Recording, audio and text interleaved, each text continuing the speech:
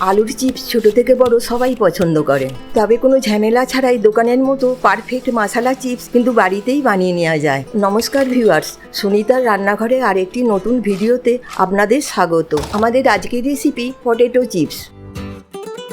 আলুর চিপসের মূল উপকরণই হলো আলু। বড় বড় সাইজের 1 কিলো আলু নিয়েছি। সবকটা আলুর খোসা ছাড়ানো হয়ে গেছে। এবার চিপসের জন্য স্লাইস করে নেব।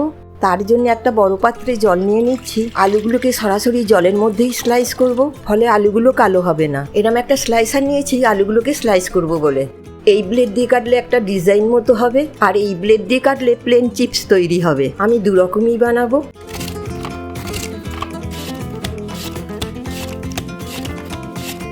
আলুগুলো সব স্লাইস করা হয়ে গেছে, এবার ধুয়ে নেব। যতক্ষণ না এরকম পরিষ্কার জল বেরো হয় ততক্ষণ ধুতে হবে। মোটামুটি 5 থেকে 6 বার ধুতে লাগবে। আলু স্লাইসগুলোকে একটা ছাঁকনিতে দিয়ে জল ঝরিয়ে নেব। এরপর আলুগুলোকে একটা কটন বা সুতির কাপড়ের ওপর মিনিট 15-র জন্য শুকিয়ে নিতে হবে, তবে রোদে দেওয়ার কোনো প্রয়োজন নেই। চিপসগুলো ভেজে নেব, তাই কড়াইতে রিফাইন তেল দিয়ে দিচ্ছি। সমস্ত চিপসগুলো একসঙ্গে ভাজবো না, কয়েকটা ব্যাচে ভেজে নেব। এই সময় গ্যাসের ফ্লেমটা কিন্তু একদম হাইতে থাকবে। গ্যাসের ফ্লেমটা লোতে থাকলে আলুগুলো ক্রিস্পি হবে না।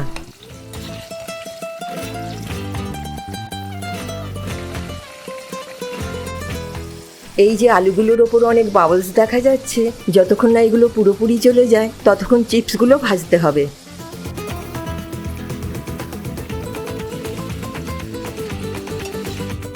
প্রথম ব্যাচ ভাজা হয়ে গেছে, যতটা সম্ভব তেল ঝরিয়ে তুলে নেব।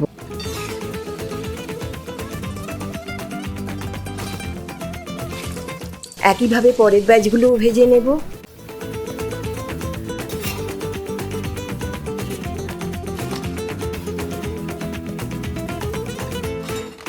একটা মশলা বানিয়ে নেব, তার জন্য নিচ্ছি 2 চামচ কাশ্মীরি লঙ্কা গুঁড়ো, অল্প নুন দিচ্ছি, 1 চামচ চাট মশলা দিলাম, 1 চামচ বিট লবণ দিচ্ছি, অল্প সাইট্রিক অ্যাসিড দিলাম, এটাতে টকটক টেস্ট আসবে।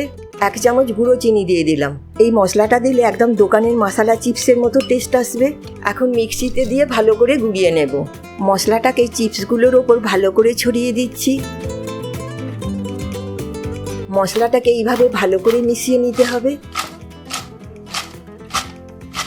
আজকের রেসিপি মশলা চিপস রেডি।